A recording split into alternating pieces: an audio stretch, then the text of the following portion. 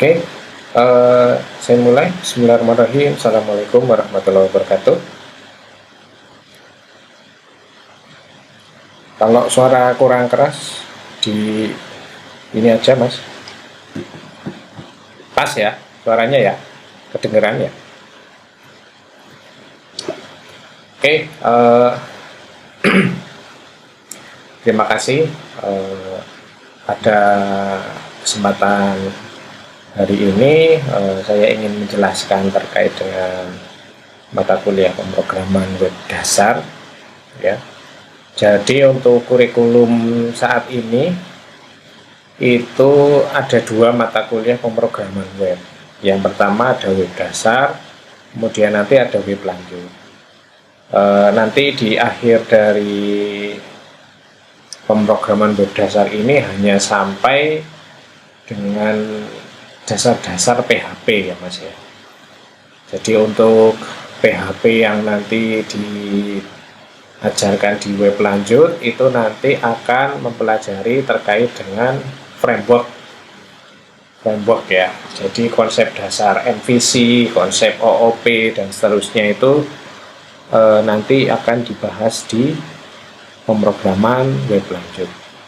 Nah, apa saja yang akan saya sampaikan di materi pemrograman web dasar?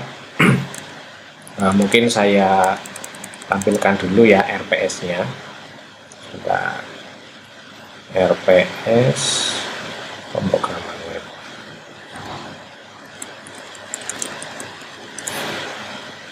Share screen. Oke, ini ya. Jadi nanti untuk RPS-nya ini disusunnya tim sih. Ada saya, Pak Daryanto, dan Pak Victor. Nah, kontennya apa saja nanti kurang lebih bahasanya seperti ini. Ada konsep web dasar, HTML, CSS, PHP, dan seterusnya.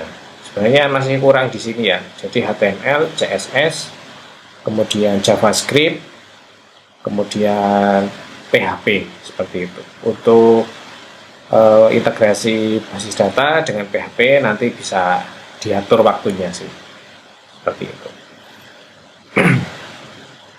Untuk analisis pembelajaran, yang dimaksud analisis pembelajaran itu adalah yang diharapkan. Jadi ketika saya sudah menyampaikan materi untuk mengetahui bahwa Mas Luban ini paham maupun tidak dari yang sudah saya sampaikan, itu nanti akan saya berikan tes seperti itu atau evaluasi lah, istilah mudahnya evaluasi. Nah, untuk bisa memahami bahwa konsep web secara umum, berarti nanti Mas Luban harus bisa menjawab beberapa pertanyaan. Nah, nanti mungkin saya jadikan tugas saja ya Mas. Tugas ini nanti berbentuk pilihan ganda. Nanti mungkin bisa dua kali percobaan. Ada dua sih, dari materinya hari ini juga dua, seperti itu. Nah, di masing-masing ini saya berharap dari penyelesaian tugas itu bisa diselesaikan dengan baik. Tugasnya paling enggak yo inilah 80% betul gitu ya. Pilihan ganda kok tugasnya pilihan ganda, seperti itu. Nah, ya betul, di tadi sudah punya akunnya ya. Oke, siap. Nah, nanti harapannya dari setiap materi itu tadi bisa memahami konsep, kemudian bisa juga mempraktikkan HTML ya, bisa membuat sintak HTML dan seterusnya. CSS juga bisa membuat modifikasi terhadap tampilan HTML, dan JavaScript juga, kemudian PHP juga. Harapannya seperti itu. Nah, dari paparan yang spesifik mulai dari minggu pertama, harusnya minggu kemarin ya, karena beberapa masih ada yang libur kelas pagi, jadi ini aja jadikan satu di minggu kedua. Jadi mahasiswa mampu memahami konsep umum dari web, mahasiswa mampu menggunakan tag HTML, dan seterusnya sampai dengan minggu ke-16. Idealnya ini sebenarnya praktik mas, Cuman karena cuman Mas Luban saja yang mengikuti, saya kira prakteknya bisa dilaksanakan secara daring ya. Ini compiler online itu kan banyak, ada W3 School, ada tutorial point, atau yang lainnya itu kan banyak. Jadi bisa pakai itu,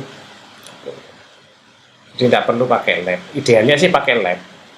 Berhubung cuma satu orang, wis biar Mas Luban dari rumah saja. Gitu ya.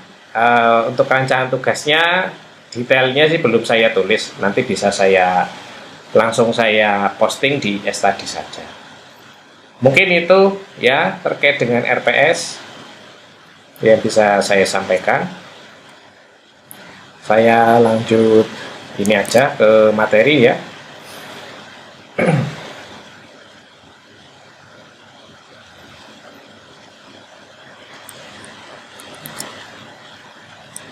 Bisa terlihat?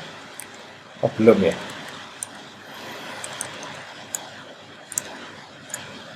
Harus di Oke. Oke. Nah, bisa terlihat ya, Mas? Oke. Materi yang pertama adalah terkait dengan konsep dasar web. Ya, konsep dasar web. Saya kira semuanya sudah pernah dengar istilah web mungkin ya. Nah, mungkin yang saya bahas di sini adalah terkait dengan konsep dasar atau fundamental dari sebuah website itu apa sih. Saya kira Mas Luban juga sudah paham lah ya terkait dengan website itu apa.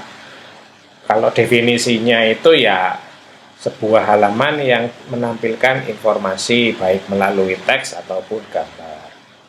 Website bisa diakses menggunakan melalui internet dengan browser. Semua informasi yang tersedia di halaman website itu disimpan di server. Intinya itu website. Nah, mungkin nanti karena ini masih dasar ya, nanti juga harapannya dari output mata kuliah ini Mas Luban juga bisa membuat sebuah project, yaitu membuat website. Websitenya masih sederhana sih, belum harus kompleks ya. Kalau yang di web lanjut mungkin nanti bisa kompleks kontennya. Kalau di web dasar masih belum kompleks. Nah, website saat ini juga sudah berkembang pesat. Sekarang website tidak hanya menampilkan informasi ya, tidak hanya menampilkan teks saja atau kombinasi teks dan gambar, tetapi juga bisa dipakai untuk multimedia ya. Misalkan untuk video call misalkan. Kalau menggunakan Facebook sekarang bisa video call pakai Facebook. Itu pakainya browser ya. Di WhatsApp juga sudah mulai diterapkan seperti itu ya. Cuman sekarang kalau di WA masih supportnya sampai dengan aplikasinya. Itu WA itu kan bisa diinstal di desktop ya. Nah, itu sudah bisa support video call seperti itu. Atau bisa mendengarkan sebuah lagu. Kalau pernah dengar situs yang namanya Spotify, itu kan pakai website ya, selain pakai aplikasi ya, itu juga dipakai untuk mendengarkan lagu. Atau pernah dengar istilah website SoundCloud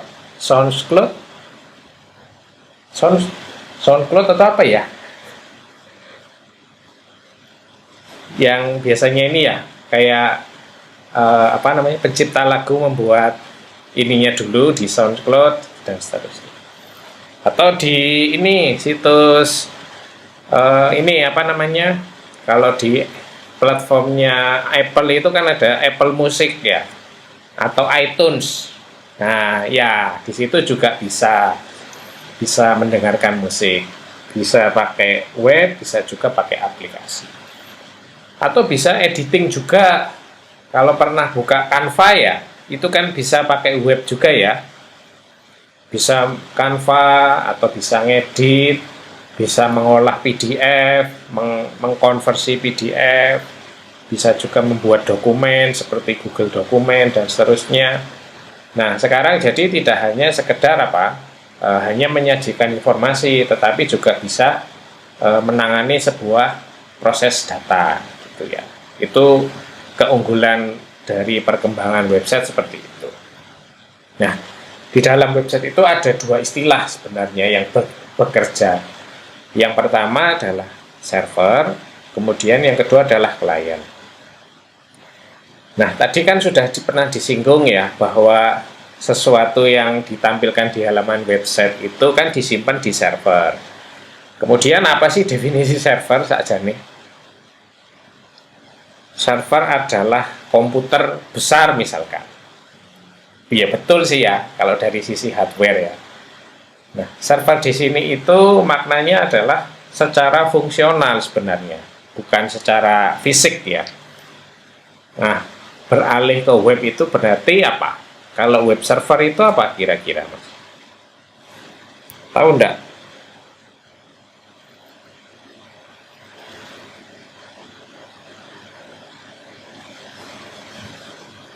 Yang menyediakan resource tepatnya ya. Jadi yang dimaksud resource itu adalah sesuatu yang di request oleh klien, kemudian sesuatu yang di request tadi adalah akan direspon oleh si web server. Nah, request itu kan biasanya adalah meminta sesuatu. Sesuatu itu yang diminta itu apa biasanya? Ada file ya, multimedia, ada HTML-nya, ada CSS-nya, ada JavaScript-nya, dan seterusnya. Nah, umumnya file-file itu, baik file website tadi, HTML, CSS, JS, atau file request, atau file multimedia, seperti file dokumen, gambar, audio, video, dan seterusnya, itu semuanya disimpannya di web server. Seperti itu. Perkara web servernya itu membangun sendiri dari awal atau menggunakan layanan cloud atau yang lainnya. Nah, di situ secara fungsinya sebagai web server sama saja. Hanya di situ platformnya ada yang berbasis cloud, jadi kita tidak modal ya. Kalau cloud itu kita hanya menyewa layanannya saja, atau kita modal sendiri, membuat atau membangun web server sendiri. Kalau yang membuat atau membangun web server sendiri itu kayak di Unmuh, Mas. Di Unmuh kan itu ya servernya dibangun sendiri, kita tidak pakai cloud ya. Jadi servernya ada di gedung CC lantai 4. Nah, itu untuk membangun web server. Fungsinya ya untuk itu. Jadi ketika web servernya Unmuh misalkan down atau mati, otomatis layanan sistemnya juga mati. Seperti SIA, situs-situs prodi, universitas, dan seterusnya pasti akan mati. Ya itu sih kekurangan dan kelebihannya. Kalau kelebihannya mungkin bisa mengcustom sendiri, datanya lebih aman ya. Kalau kekurangannya ya itu tadi, ketika ada bencana atau apa ya layanannya siap-siap harus ini memiliki solusi backup. Iya, biar tidak mati ya di backup. Itu definisi web server. Kemudian ada istilah namanya HTTP server. Itu apa ya? Memenuhi permintaan klien. Ya, jadi HTTP ini adalah protokol sebenarnya. Protokol yang berjalan ketika klien itu mengirimkan request ya. Jadi protokol ini idealnya berjalan di browser ya. HTTP itu. HTTP itu di browser, baik browser seperti biasanya ataupun via terminal itu sebenarnya bisa. Nah, di HTTP ini nanti si klien ini misalkan kepengen apa? Pengen melakukan login ya. Nah, di situ akan menampilkan form login. Nah, form login itu akan tampil ketika diminta oleh klien. Dimintanya gimana? Bisa dengan mengetikkan di address bar ya. Bisa juga melakukan aksi seperti klik ya, klik button atau apa. Nah, itu bisa juga seperti itu. Nah, itu HTTP server. Layanan atau protokol yang berkomunikasi dengan server yang menangani request atau yang menjembatani dari request si klien HTTP server. Berikutnya ada DNS server.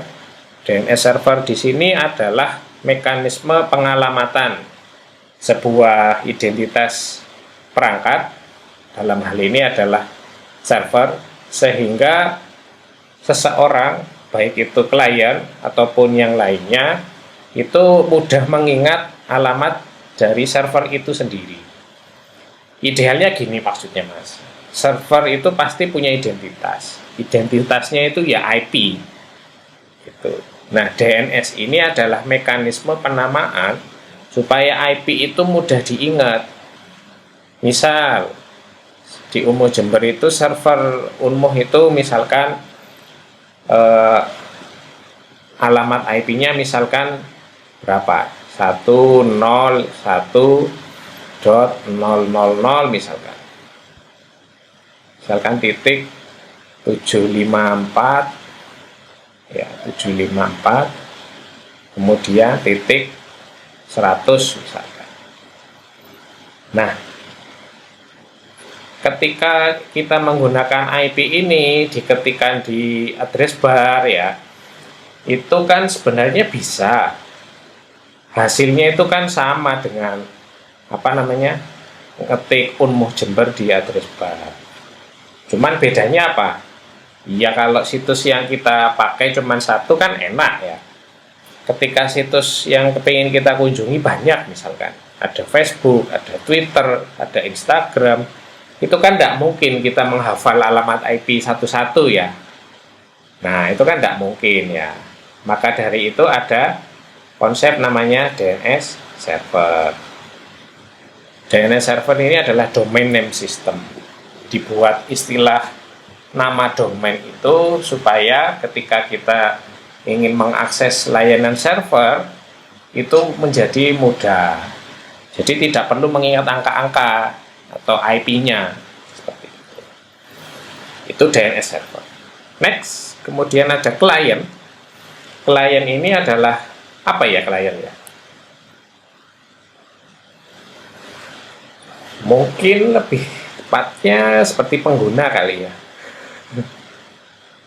User ya, jadi seseorang yang nantinya menggunakan layanan sebuah website misalkan. Jadi layanan sih tidak harus website, seseorang yang menggunakan layanan. Nah layanan itu apa saja, nah itu yang nanti yang mengakses ya si klien ini, yang merespon itu adalah servernya. Jadi seseorang yang menggunakan layanan itu klien. Berikutnya adalah server side dan client side. Nah, mungkin ini maknanya adalah dari sisi server dan dari sisi klien. Nah, itu bisa memiliki dua proses yang berbeda ya. Kalau di dalam konsep pemrograman, kita mengenal namanya istilah front end ya. Client side itu kita sebut sebagai front end. Kemudian server side kita sebut sebagai back end. Kira-kira apa bedanya? Mungkin Mas Luban pernah dengar client side berhubungan dengan apa, server side berhubungan dengan apa.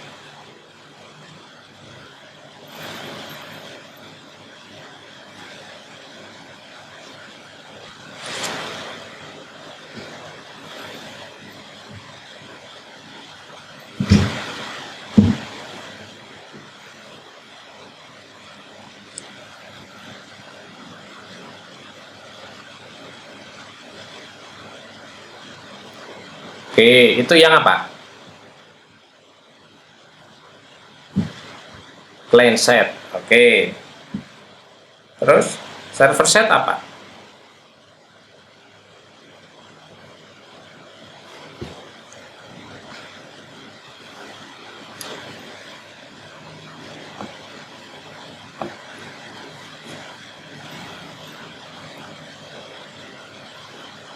Oke, mungkin lebih tepatnya server side itu nanti yang menangani pemrosesan data yang membutuhkan server sebagai layanan datanya atau yang melayani. Dalam hal ini misalkan klien itu biasanya hanya memproses berdasarkan apa yang muncul ya, apa yang muncul di halaman website, atau kita mungkin bisa menyebutkan adalah user interface-nya. Client side itu adalah berhubungan dengan user interface, seperti tampilannya, seperti form login-nya, dan seterusnya. Nah, ketika permintaan yang dibutuhkan klien itu tampil, nah itulah yang jadi ruang lingkup di client side, jadi tampilannya dan seterusnya. Ketika permintaan si klien ini berhubungan dengan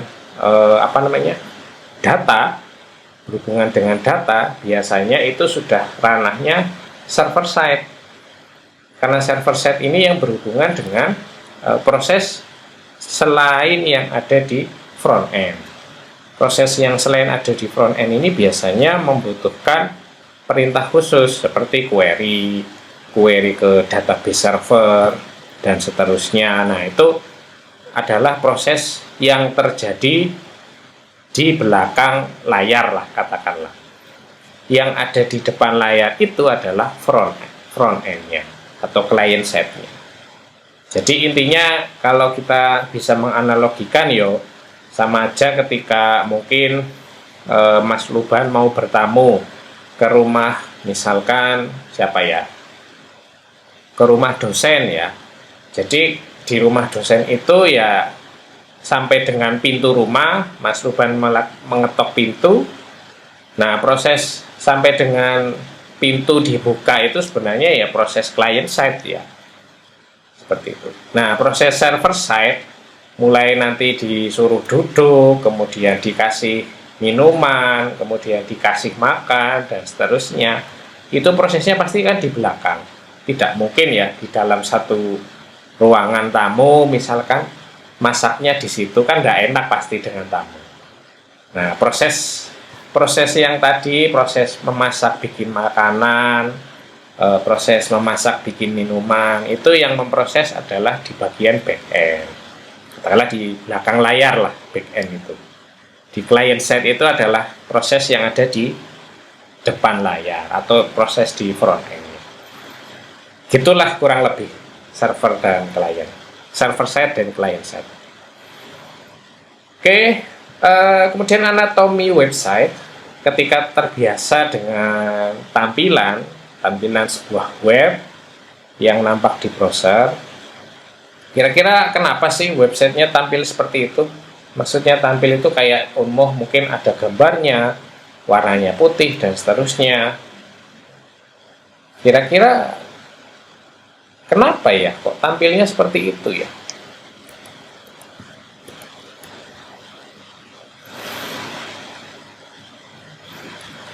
Oke, karena sebenarnya di sebuah website itu ada beberapa komponen penting ya. Nah, kurang lebih komponen pentingnya ada 3. Yang pertama adalah HTML, kemudian CSS, kemudian JavaScript. Idealnya di sebuah website itu dari ketiga item ini umumnya ada semua. Setahu saya kalau website yang interaktif itu pasti ada ketiga item ini. Kalau HTML kan pasti ada, sebuah website pasti pakai HTML, walaupun backend-nya mungkin bukan PHP, mungkin backend yang lain. Nah, pasti tapi base-nya HTML. Seperti itu. Pasti ada HTML. Kemudian bisa juga pakai CSS. CSS ini adalah untuk memodifikasi tampilan website.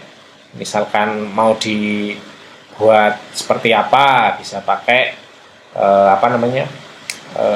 Bootstrap ya, atau bisa pakai Metro, atau bisa pakai Flexbox. Gimana? Oh, Code Igniter itu framework PHP, itu framework websitenya. Nah, CSS framework itu ya kayak Bootstrap, kayak Metro, kemudian Flexbox, banyak sih yang based on Bootstrap ya. Itu seperti sudah ada semua tampilan CSS-nya, kita tinggal menyesuaikan tampilan itu di HTML-nya. Misalkan button itu nanti muncul pesan peringatan, nah di CSS itu apa perintahnya, dan seterusnya. Atau JavaScript, nah sebenarnya JavaScript ini sekarang mengacunya ke backend ini, bukan ke web dasar lagi, karena JavaScript ternyata secara arsitekturnya itu sudah kompleks sekarang. Bahkan di JavaScript itu bisa mengatur sebuah website sendiri atau sebuah server sendiri. Kalau pernah mendengar yang sesuatu yang belakangnya JS ya, ada Node.js, ada Ember.js, ada apa lagi, macam-macam ya. Pokok yang belakangnya JS itu adalah framework JavaScript itu. Dan di situ hampir semuanya itu ada semua extensionnya. Misalkan yang populer mungkin seperti Node.js ya. Di Node.js itu sangat lengkap itu. Bisa kita memodifikasi misalkan JavaScript untuk diintegrasikan di aplikasi tertentu. Misalkan kita buat WhatsApp bot pakai Node.js, nah itu bisa. Atau bisa kita mendevelop server berbasis Node.js, itu juga bisa. Jadi sudah kompleks ini JavaScript. Seperti itu.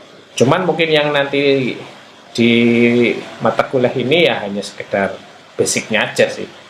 Kalau tingkat lanjutnya nanti di web lanjut.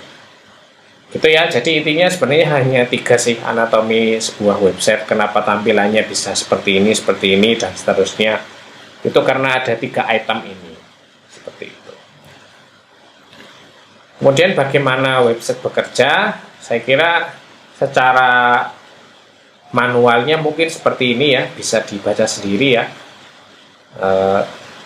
Kita merequest URL-nya ke web server dan seterusnya, kemudian diproses, hasilnya seperti apa. Nah, seperti itulah kurang lebih. Kemudian untuk jenis pemrograman web, ada yang dieksekusi di sisi server, namanya CGI ya. Kemudian ada juga yang berbasis server-side scripting, PHP, ASP, dan seterusnya. Ada juga yang berbasis client-side scripting, ada juga yang berbasis plugin. Nah, kalau yang plugin ini sudah tidak zaman ini, sudah ketinggalan zaman ya, yang paling bawah. Itu mungkin untuk zaman dulu saja. Karena sekarang yang di plugin ini sudah hampir semuanya sudah mendukung Flash dengan ActiveX ya. Kayak misalkan web browser di Google Chrome itu sudah tidak perlu menginstal pihak ketiga lagi. Nah, sudah nggak zaman lah. Yang lagi ngetren itu yang nomor 3, client-side scripting, itu sekarang sedang ngetren. Layak lah untuk diperdalam. Seperti itu. Cuman gara-gara client-side ini ngetren, itu justru apa? Support terhadap project aplikasinya itu rendah. Katakanlah Node.js-nya sudah versi 7, 2 bulan lagi sudah versi 10, sudah tidak support lagi versi 7. Kan eman aplikasinya itu. Kalau misalkan banyak yang tidak kompatibel, akhirnya harus bikin lagi misalkan. Lumayan sering ini kasus di beberapa developer itu yang berhubungan dengan JavaScript itu banyak yang tidak kompatibel seperti itu. Konsep pemrograman web tadi kayaknya sudah ya. Intinya aplikasi berbasis web itu adalah dibuat dengan memanfaatkan aplikasi yang bisa berjalan pada sistem web. Web itu kalau dijabarkan www adalah World Wide Web ya. World Wide Web seperti itu. Sistem web sebenarnya merupakan aplikasi yang berarsitektur client server ya, sudah tahu lah ya. Di sisi klien kita punya web browser, di sisi server kita punya web server dan seterusnya. Kemudian oke, sudah tahu ya, saya kira kelebihan dan kekurangan pemrograman web kira juga bisa dibaca. Next, mungkin apa bedanya web statis dan dinamis? Kira-kira apa, Mas? Mungkin bisa menjawab.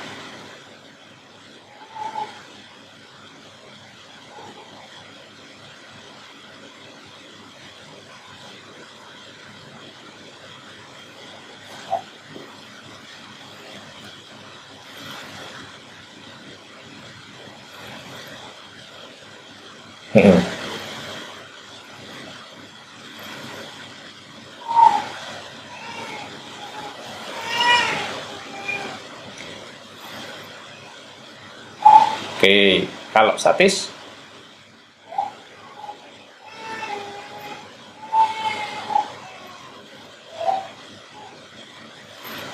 membongkar kode-kode. Oke, intinya mungkin statis itu yang informasinya itu bersifat statis atau tetap ya, tidak bisa diubah-ubah seperti itu.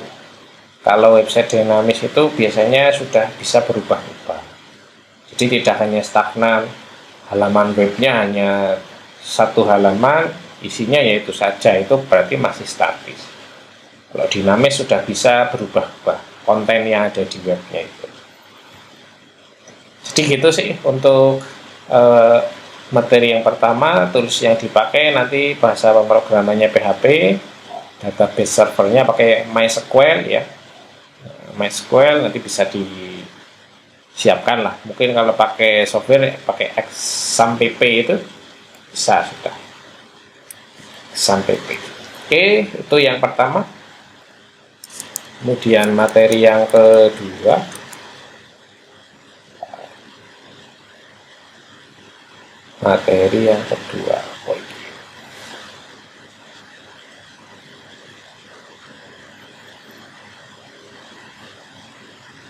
tadi jam pertama ada kuliah nggak, Mas? Ada. Berapa orang yang ikut? Oke. Oke. Cuma setengah jam. Wis. Ngebut.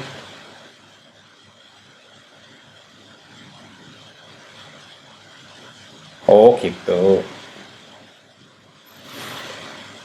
Oke, next di materi kedua langsung ke pengenalan HTML. Nah, tadi kan sudah saya singgung ya bahwa di anatomi website itu ada 3 item penting. Yang pertama ada HTML, kemudian ada CSS, dan ada JavaScript. Nah, di materi ini saya mengambil dari decoding. Jadi saya belum izin ini. Kalau decoding tahu ini saya bisa dituntut ini.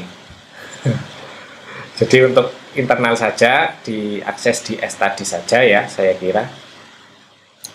Gitu. Nah, untuk halaman pada website mungkin contohnya seperti ini.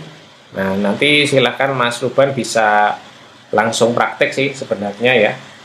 Misalkan kata-katanya adalah Bandung dan seterusnya. Nah, ini langsung praktek aja sudah. Tes. Sebentar. Nah, karena dalam bahasa pemrograman ini harus menggunakan editor, bukan Microsoft Word ya. Karena editor itu kan sifatnya adalah mampu melakukan proses ke dalam data yang bersifat plain text. Plain text itu adalah data asli gitu, Mas. Kalau Microsoft Word itu kan rich text ya, sudah berformat khusus ya, seperti itu. Sebentar. Nah, ini ya.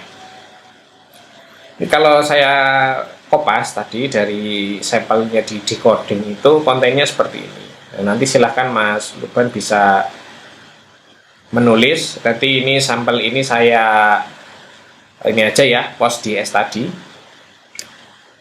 Post di study. Bisa. Pokok editor ya, Notepad bisa. Sing nggak bisa itu kayak Microsoft Word itu nggak bisa, Mas. Nah, soalnya beda ini ya, beda model editor, sudah rich text gitu. Nah, nanti bisa ditulis ya. Kalau sudah ditulis lengkap, nah klik file ya. File itu kemudian save as ya. Save as misalkan disimpan di mana? Di folder local repository misalkan. Saya simpan dengan nama index.html. Ini kelihatan ya Mas. Oke, index.html. Nah, ini bisa all file saja. Kemudian klik save. Oh, sudah ada. Berarti index 2 misalnya. Oke, ini ya di index2.html. Nah, itu bisa disimpan. Hasilnya seperti ini. Kemudian kalau kita buka, misalkan indeks tadi ya, sebentar. Index.html.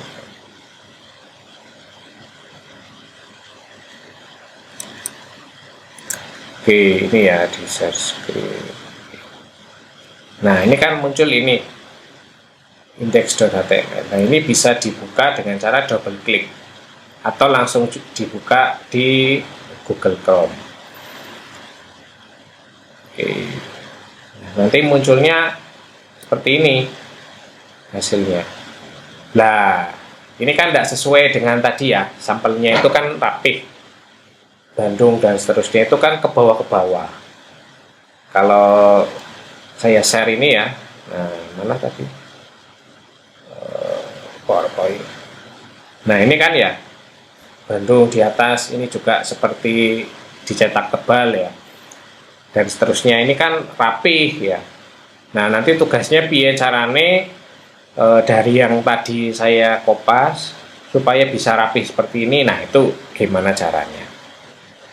Nah, ini tadi ya, barusan untuk membuat berkas HTML pertama, itu caranya seperti ini. Buka editor, bisa Notepad, Visual Studio Code, ataupun Sublime, dan seterusnya. Kemudian ketik teks tadi, sampelnya, kemudian simpan dengan ekstensi HTML. Buka file HTML itu di browser, maka nampilnya seperti tadi. Karena tadi belum ada modifikasi sama sekali, maka hasilnya masih kacau balau. Nah, seperti itu. Nanti tugasnya. Next, kemudian masuk di struktur dasar HTML. Struktur dasar HTML itu idealnya diidentifikasi atau ditandai dengan tag ya Mas ya. Jadi pasti di HTML itu pasti ada tag pembuka, ada tag penutup. Contohnya di sini seperti HTML. Ini ya. Oke, warnanya hitam. Nah, ini ya, contohnya ini. Nah, tag pembuka HTML, ini tag penutup. Soalnya ini untuk mengidentifikasi apakah tag itu nanti masuk ke masuk ke karakternya. Misalkan kalau title di sini nggak ditutup, nah mungkin ini tidak bisa menjadi nampil di judul di browsernya. Gitu. Jadi ini harus diawali dari tag pembuka dan diakhiri dengan tag penutup. Title juga diawali tag pembuka, diakhiri dengan tag penutup. Body dan seterusnya. Pokok intinya kalau di HTML, kalau ada tag pembuka, pasti ditutup dengan tag penutup. Nah, masing-masing dari tag ini apa, nanti kita bahas. Jadi bab berikutnya. Struktur dasar. Nah, ini ya struktur dasarnya yaitu tadi yang sudah saya jelaskan. Pasti ada tag pembukanya dan tag penutup. Saya lanjut aja. Nah, idealnya di dalam sebuah struktur HTML itu ada modifikasi atau ada strukturnya seperti ini. Dari tag HTML itu pasti yang paling luar ya. Kemudian diikuti dengan head ya, diikuti dengan title, kemudian bisa mengikuti selanjutnya body. Bagaimana kalau head dan title itu tidak ada Pak? langsung dari HTML itu langsung ke body, ya tidak apa-apa. Cuma nanti di kayak di search engine, misalkan headnya itu ada seperti apa ya, metadata. Nah itu nanti tidak terdeteksi kalau HTML ini nanti akan didaringkan ya, atau di online kan. Begitu juga dengan title. Title itu kan yang ada di apa namanya, browser atau judul di browser itu kelihatan. Oh, titelnya misalkan Prodi TI misalkan. Nah, itu bisa kelihatan. Kalau langsung body saja ya tidak kelihatan head dengan titelnya tadi. Itu saja sih kekurangannya. Jadi HTML tidak perlu pakai head dan title itu tidak menyebabkan dokumen itu error, itu tidak. Seperti itu. Langsung ada bodinya boleh, tetapi idealnya memang di sebuah HTML ya pasti ada item ini, hampir pasti ya. Jarang-jarang saya menemukan HTML tidak ada headnya, tidak ada titlenya. Jarang ya, aneh jadinya. Betul. Nah, apa saja yang bisa di-include-kan atau dimasukkan di dalam sebuah tag HTML? Nah, mungkin ada seperti ini. Yang pertama di HTML ada HTML saja. Kemudian setelah HTML ada head ya. Head, di dalam head itu ada title, ada style, ada base, ada link, ada meta, ada script, ada no script. Apalagi di dalam body ya, di body itu masih banyak lagi, ada P, ada apalagi, ada form, ada ya dan lain sebagainya lah, banyak lah. Seperti itu. Nah ini tadi ya, identifikasi elemen pada website. Jadi supaya tadi rapi, nah nanti tugasnya Mas Ruban ini merapihkan plain text tadi ya, Bandung dan seterusnya. Supaya tersusun seperti ini. Bandungnya itu pakai header 1. Berarti gini ya kalau di HTML.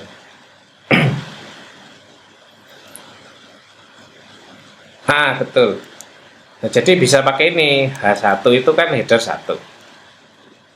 Nah, gitu. Wah, kalau di sini autocomplete ya. Jadi kalau bisa jangan autocomplete biar tahu ini fundamentalnya. Loh kan langsung autocomplete. Kalau langsung autocomplete tidak paham nanti Mas. Nah ini ditutup di belakang. Oke, kita save saja. Langsung dibuka di browser. Apakah nampil tidak? Index. Nah ini kan belum saya refresh. Harusnya ini jadi header 1 ya. Loh, jadi ya Bandung. Nah, kemudian ini jadi paragraf. Oke, tadi di sampelnya apa lagi? Coba.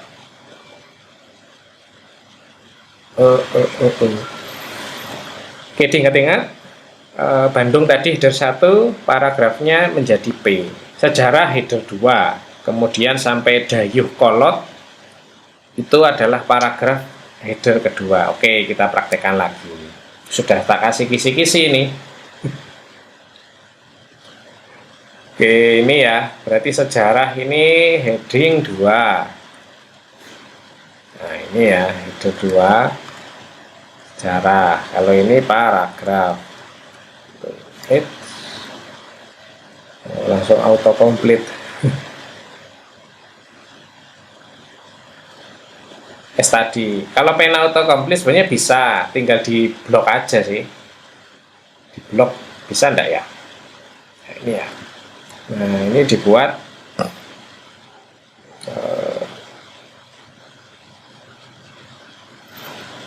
aduh enggak bisa ya, bisa.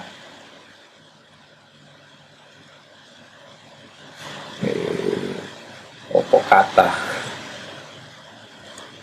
P, nah ini ya P harusnya bisa sih, mungkin saya yang kurang familiar aja. Nah ini ya P. Oke, kita cek lagi di browser. Oke, sejarah. Nah sudah turun ya. Oh, ini ada sesuatu. Ini sudah turun. Dan seterusnya tolong dilengkapi untuk HTML-nya. Apa tadi yang kurang ini? Kok bisa begitu? Oh, ini ya, kelebihan. Oke, saya kira tidak sulit untuk pengenalan dasar HTML. Ini kemudian di materi berikutnya. Oh, habis. Habis, cuma itu sih. Ya, gitu sih mungkin yang bisa saya sampaikan. Jelas, singkat, padat ya, tidak lama. Mungkin baru berapa, setengah jam ya Mas ya, setengah jam. Nanti ini saya lengkapi dulu, mungkin bukan hari ini sih, besok Selasa ya Mas ya, nanti bisa dicek lagi di S-Study. Saya sediakan dari setiap materi ini nanti ada kuisnya, pilihan ganda. Di materi pertama tadi, konsep web, ada 5 pertanyaan yang harus dijawab. Kemudian di pertemuan kedua ada 5 pertanyaan juga yang harus dijawab. Kemudian untuk praktik, itu nanti Mas Luban mengerjakan ini tadi. Sudah saya beri plain text nanti yang ada di S-Study. Mas Luban tinggal merapikan sesuai ini. Gitu ya. Mungkin ada pertanyaan Mas sampai sejauh ini? Silakan. Sudah? Oh, luar biasa. Oke, kalau tidak ada pertanyaan untuk perkuliahan hari ini saya tutup. Ini presensinya langsung 2 ya Mas? Oke, saya tutup. Terima kasih atas kehadiran Mas Luban. Sampai jumpa lagi minggu depan. Terima kasih, saya tutup. Assalamualaikum warahmatullahi wabarakatuh.